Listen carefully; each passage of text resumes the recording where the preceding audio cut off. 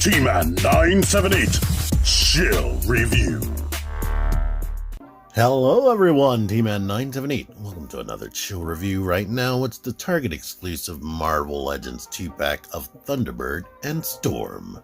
This artwork is so beautiful, it's going to be so disappointing when I have to throw this in the trash. There's a bigger picture of her and a bigger picture of him. And this is what they look like from the front. I'm guessing Storm must be the only Storm ever because they don't have to put Marvel Storm. Isn't that amazing, even though Storm is a normal word? Okay, let me get this out of the way first. This is the Storm show. I don't know why they didn't just, well, I know. They're scared that female figures won't sell.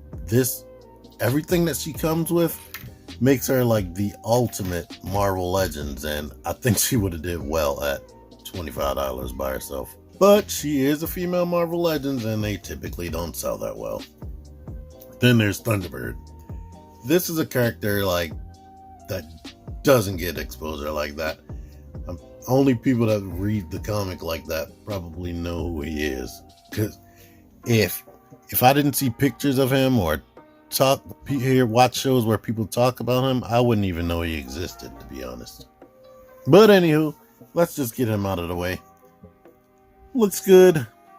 Looks like what he's supposed to look like, I guess. Here's the face. It looks like this. It doesn't look as good as that illustration on the front. That would have been nice. Hair permanently swooped to the side. This red part right there is not as bright and vibrant as the rest of the red on his body. The tassels, they are, at least on the legs, this is a separate piece that's not glued. I guess they didn't glue it because it might have interfered with his boot swivel. But when I took him out of the box, they were around his ankles, which was annoying. This is a separate piece. These are a separate piece. His only issue is he's a typical Marvel Legends. No butterfly joints. No extra accessories. He does have all the good articulation besides the butterfly joints. Limited hip outward mobility. Ankle pivot, and I show the boot rotation, wrists that go in and out. But he just comes with these grippy hands, no fist. I think if the figure doesn't come with any weapon to hold, just give them fist. So, yeah, he's just a plain generic Marvel Legends, and that's his issue. Storm, on the other hand, she comes with 2 face sculpts, or 2 head sculpts, 2 capes, 3 sets of hands, and she has some nice engineering like the seamless knee joints right here. Let me just show that off now. They're nice and tight. Like you don't even feel the like ratchety action they always put in their joints until you bring it back. When you bend it, it just goes smoothly. The only issue I'm seeing with this technology is that's pretty much 90 degrees of bend. I mean, you get this good sculpting right there where it doesn't look too ugly, but that doesn't bend back too far, and I've been forcing it. I'm scared I'm gonna pop it out of the socket. But here is her face right here. Excellently sculpted, and then she has like a wash in the hair. It's not just plain white. Now, one thing I do have to complain about, the paint on the yellow outline on both capes, kind of messy, and I'm noticing there's some red bleeded right there and there. So there's that. I'll show the other one, but her articulation, she still has a ball hinge, thank goodness. Of course, the hair is hard and rigid as hell as normal, but because she has one of those long necks, she can still pivot and of course rotate and do poses like that. Regular hinge swivel shoulders, but her elbows bend well over 90 degrees. I love it. And all angles and directions on that swivel.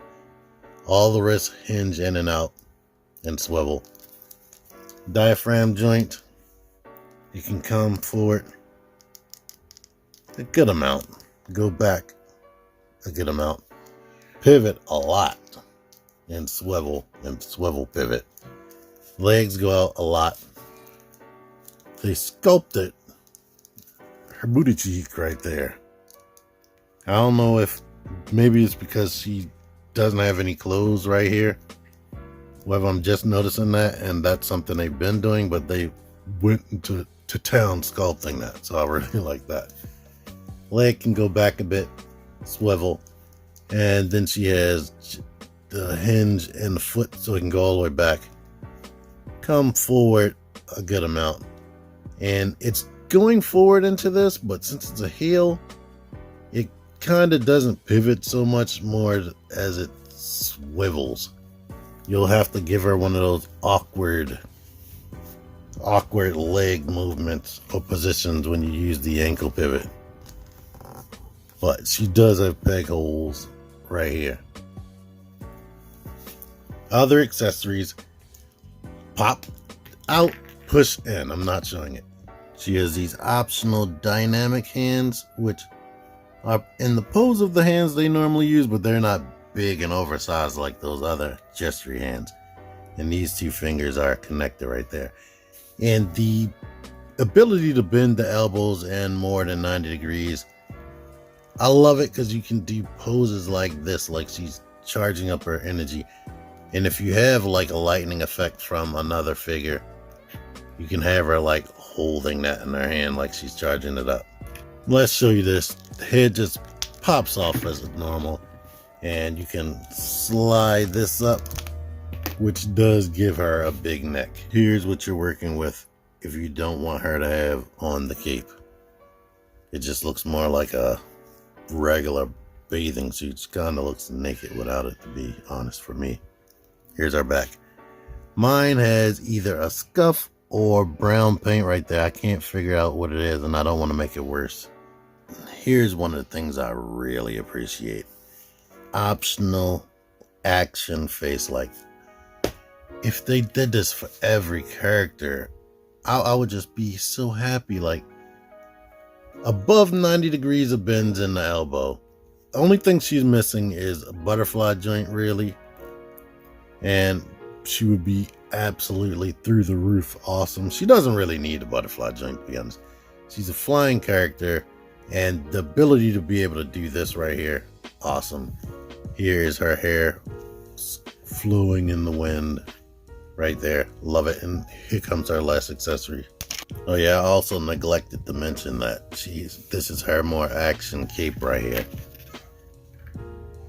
So the yellow is mostly good, but you have like little spots where things aren't exactly 100% perfect, which I wish it could have been. But she has these lightning effect hands, which look good. The range is kind of short. You got to be like right up on somebody, but it's still cool, and it is nice. And like I said, I think this could have been released as its own standalone figure or deluxe figure.